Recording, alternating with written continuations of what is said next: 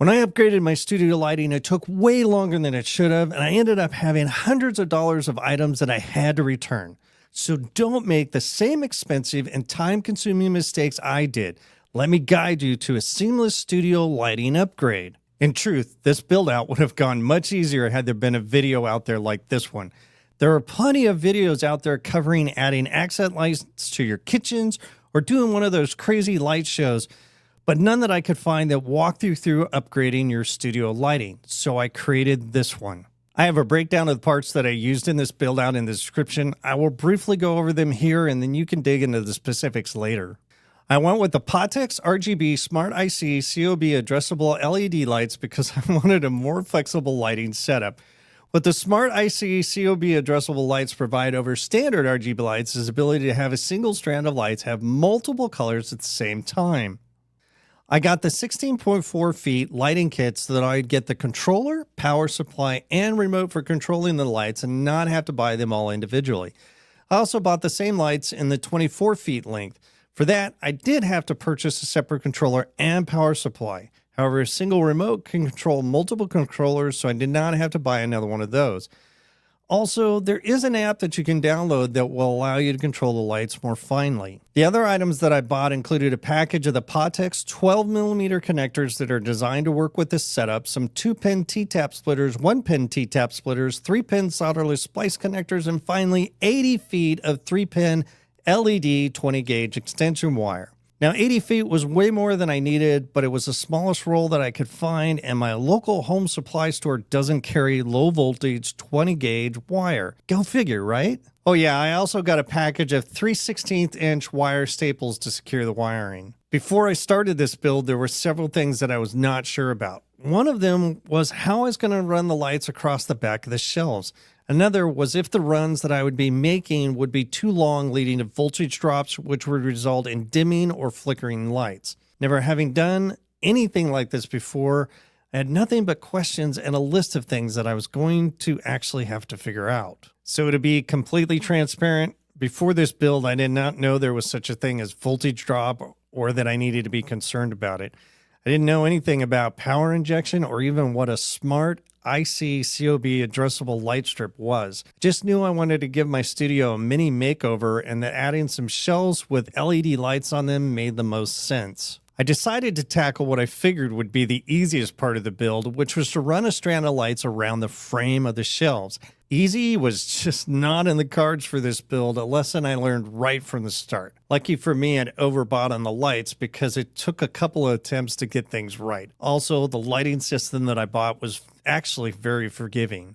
The key to the first part of this build that I had to consider is that I'd be running some sort of tap line for the shelves, which meant that I could not just run the lights down the middle of the shelving supports. For one of the shelving supports, I would have to run the lights close to the exterior edge of the support, leaving room for the tap line. This unfortunately meant that after I'd already run one section of lights that I had to pull them back off and move them over.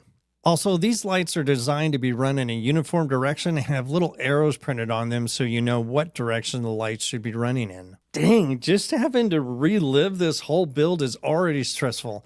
I cannot imagine having to try this build without some clear direction on what needs to be done. So as a way of helping you avoid that same stress, I've created a guide that provides more details about the build, including specifics about the shelving unit that I used, as well as some alternatives. The link's in the description. For the first part of this build, the strand of lights that came with the kit was long enough to run segments up and down the supports, but was actually 2 feet short to run across the top shelf. So that actually led me to another possible issue, being that would I run into a problem with voltage drop. I mean, the details on the kit state the included power supply is only enough for the strip light in the kit. Please replace the 24-volt power supply with higher wattage if you connect the strip light to more than 16.5 feet. As I stated, this system is very forgiving, and adding an additional 2 feet of lights did not have any impact on the system. I doubled, tripled, and quadrupled checked to ensure I did not see any hint of dimming or flickering. The second part of this build was running the lights across the back of the shelves or along the underside of the shelves where the lights would not be seen in my videos. I looked at a few different options for getting this to work the way that I envisioned it, which was to have some sort of tap line that would run up one side of the frame that I could connect the runner lights to. You might think to yourself that seems pretty simple until you consider the lighting system uses 3 wires, and given all my search efforts, I could not find a 3-pin T-tap. As a result, I was left with really my hardest challenge of this build to figure out. The solution that I came up with was to use a combination of a 1-pin T-tap and a 2-pin T-tap to connect to the tap line. The way the lights are wired really led to a natural way of tapping the wires. The red wire is pretty much isolated from the yellow and white pair. That meant I could use the 1-pin tap to connect to the red wire and then use the 2-pin T-tap to connect to the yellow and white wires. There's one catch with this design. You need to offset the red wire tap from the yellow and white tap so that when you're tacking the wires to the support, they lay relatively flat. I discovered after completing my first shelving unit that there was a much easier way of making that work. To get the taps to work best, you need to trim the yellow and white wires about 1/4 to 1/2 inch shorter than the red wire.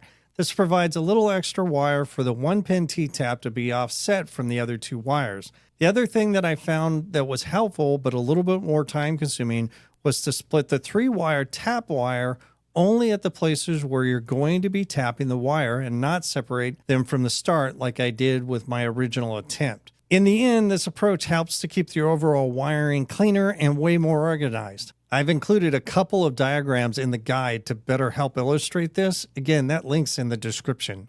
The last concern that I had with this build is if the 7 shelves that I'd be running lights across would end up leading to a low voltage situation. To offset that concern, I bought the highest watt power supply that Pottex sells, figuring worst case that I could use that and that would solve any problem that I might have. So yeah, that turned out to be a non-solution and ended up in the return box rather quickly. A couple things with that choice that did not work out. First, the power supply had a fan in it. And when you're filming videos, having equipment with fans in it is not really ideal. The other issue was the power supply does not provide continuous power. Okay, really? A power supply from a company that sells LEDs that does not provide continuous power just doesn't make a lot of sense.